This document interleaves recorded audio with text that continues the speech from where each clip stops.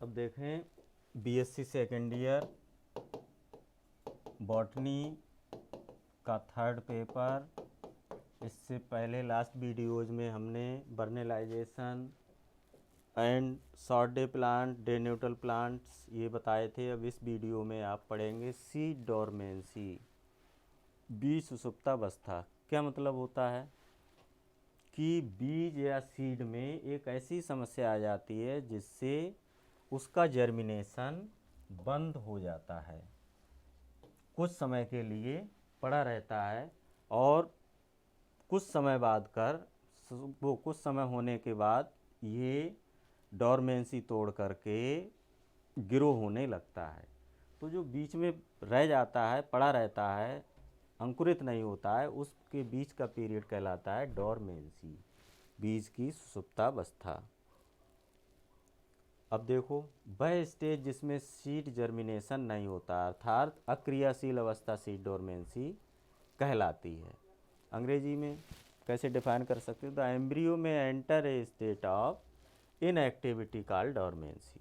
ठीक। The general metabolic activity of the embryo slow down. जो metabolic activity होगी बहुत स्लो होगी, जिसके कारण उसका जर्मिनेशन नहीं हो पाता। अच्छा, ये होता क्यों है? क्या काउजेज होते हैं इसके सीड डोरमेंसी के? रेजिस्टेंट तथा इम्परमिएबल सीड कोट का पाया जाना। सेकंड, एम्ब्रियोज का सीड्स में इमेच्योर होना, बहुत अधिक ठंड का ना होना, इंटरनल रेजिस्टेंस या सीड में उत्पन्न होना और नेसेसरी लाइट या मॉइस्चर का ना होना। इसको हम नष्ट कैसे कर सकते हैं? नष्ट कैसे कर सकते हो?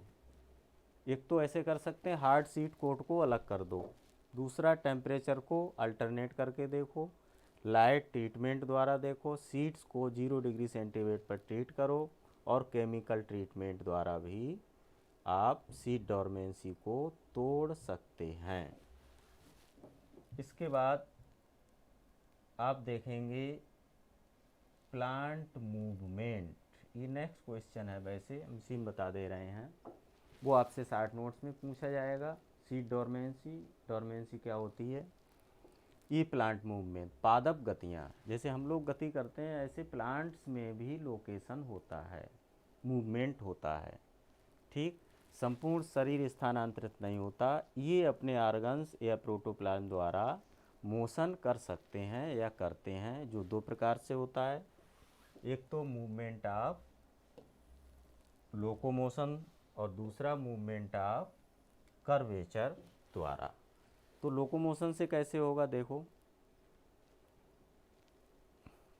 इस प्रकार का मूवमेंट स्मॉल प्लांट्स में होता है, जैसे बॉलबॉक्स एंड क्लैमाइडोमोनास, एक स्थान से दूसरे स्थान को लुढ़कते हुए चले जाते हैं। और कर्वेचर द्वारा क्या होगा?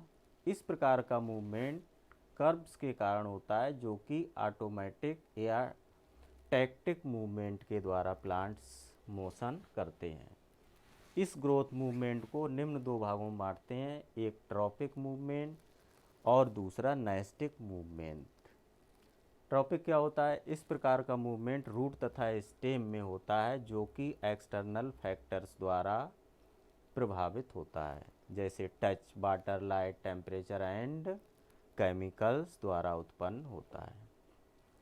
अब है नेस्टिक मूवमेंट।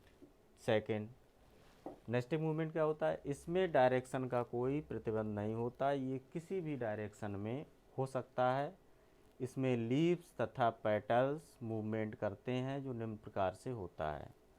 पहला, सीज़मोनेस्टिक मूवमेंट, इस प्रकार का स्पर्श द्वारा होता है और ये आपने सुना होगा एक छुई मुई का पौधा मिमोसा पीड का, इसको बोलते हैं छुई मुई का पौधा। ठीक। सीज़मोनेस्टिक मूवमेंट पाया, एक एक पॉइंट्स में भी पूछा, नंबर में भी पूछा जाता है कि इसमें कौन सा मूवमेंट होता है। अब देखें आप निस्टिनेस्टिक मूवमेंट, इस प्रकार का मूवमेंट प्लांट्स के फ्लावर्स एवं लीव्स में डे तथा नाइट के अल्टरनेट से उत्पन्न होता है। तो ये रहे आपके इस वीडियोज में क्या था, सीड डॉर्मेंसी और प्लांट मूवमेंट। बहुत अच्छे क्वेश्चन है ये, पादप गतियाँ, इस वाली में ये आप अध्ययन करोगे।